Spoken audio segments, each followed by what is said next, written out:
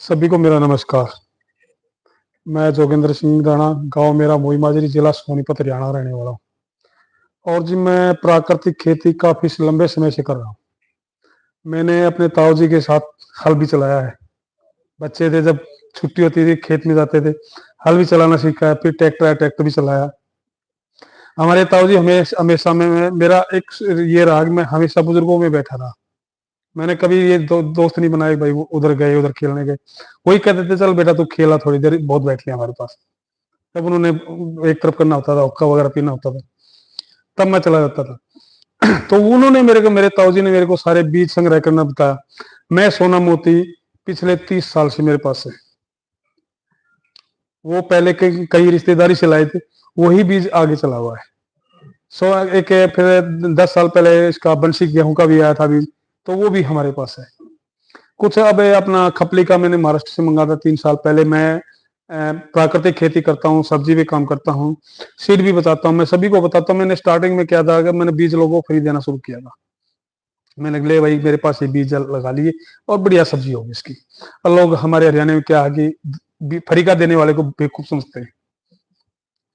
वो बीज ले जाते, किसी ने लगाया नहीं, किसी ने लगा, मन के पूछता हाँ भाई बीज लगाया कैसे सब्जी बनी? नहीं, हमने तो खेत में डाल दिया, उसको चूहे खा गए। ये जवाब आता था।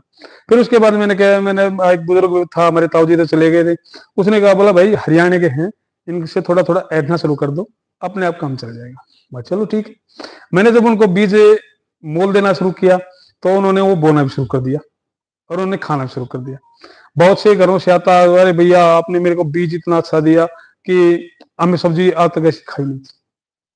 साथ के साथ प्राकृतिक खेती के बीच में जो एक जोला है तो उसमें कुछ एरिया रह गया था हमारा, भाई हमने छोड़ रखा था 2.5 एकड़, भाई हमने प्राकृतिक रखना है, उसको रखते रहे।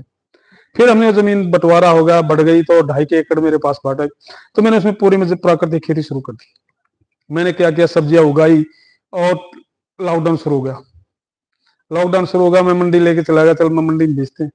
तो मंडी में मेरी 80 जूटी 40 रुपए। हाँ भाई नहीं, बिना खाद दवाई के मैं क्यों दूंगा, भले यहाँ तो ऐसी जाएगी। मैंने उसी टाइम झोली रखी और गलियों में रुके मारे, मेरी वो 760 रुपये बिक गई। मैंने उस दिन कसम खा ली कि मैं मंडी कभी नहीं जाऊंगा।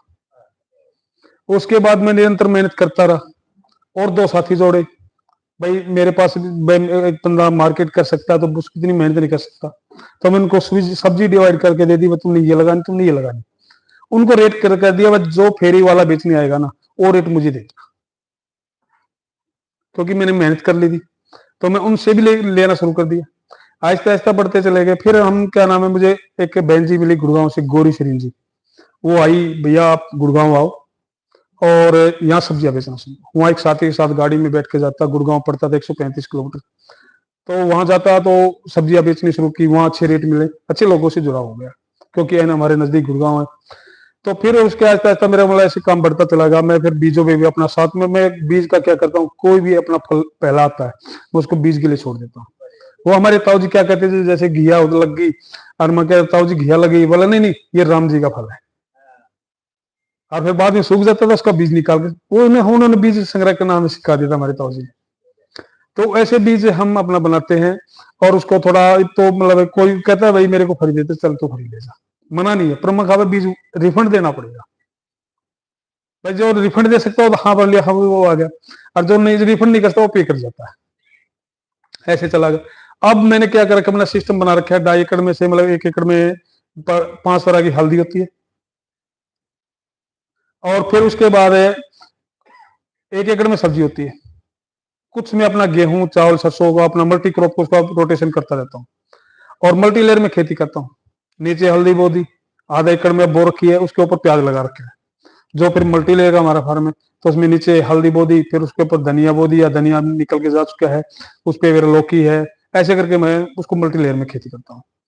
और उसी तरह खेती करते करते मैं क्या करता हूँ, मैं गुड़गांव में मेरे 25 कस्टमर हैं, मेरे सोनीपत में 10 कस्टमर, मेरे आसपास के कस्टमर, जितनी सब्जी बचती है उसको मैंने वृद्धाश्रम ढूंढ रखे और ओल्ड एज होम, उनमें डोनेट दे देता हूँ। और देसी बीज का मैं अपना काम कर रहा हूं पिछले 6 साल से, और हल्दी में मैं पिछले 8 साल से काम कर रहा हूं।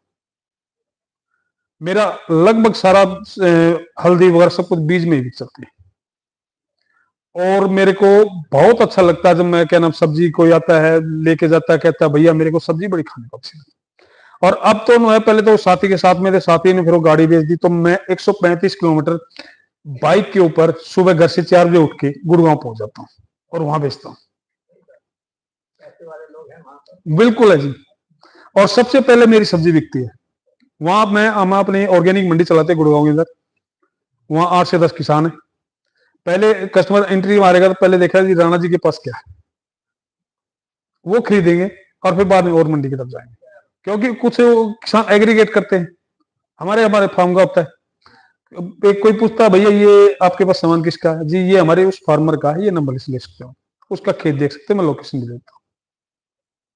तो इस तरह हम बीजों में मेरे पास है लगभग कुछ बीज मेरे हैं, कुछ हमारे गुरुजी हैं वो भी देश। हाँ जी, लोग आपके खेत पे आए थे, हाँ जी बिल्कुल आते हैं। ये भी बात जरूरी है कि अपना QR कोड दे दें, लोकेशन दे दें, अगर जो कंज्यूमर है उसको हम प्रेरित करें धीरे धीरे खेत पे जाने। मैंने स्टार्टिंग गुड़गांव में ये बात बड़ा सा नोटिस लगाओ मार्केट में, हाट में, कि आप सबका स्वागत है, हम आपको अपने खेत में बुलाते हैं। ऐसा करके कुछ आपकी तरफ से ये सब लोगों को अच्छा लगेगा ना, जब लोग आएंगे खरीदने वाले उनको भी विश्वास होगी। तो हम हमारी मंडी में क्या कर रखा है कि हमने ये बोला कि भी किसी न किसी एक फार्म पे कोई न कोई मंडी का कस्टमर पाम पे जाएगा, वो जाके देखेगा कर रहे हैं कि नहीं कर रहे, वो जाके 10 को बताएगा, वो जाके 10 को बताएगा। इसी तरह हमारी मंडी बढ़ती चला रही है। तो जी ज्यादा मेरे को बोलना नहीं आता, जितना बोलना आता है वो मैं बोला। नमस्कार।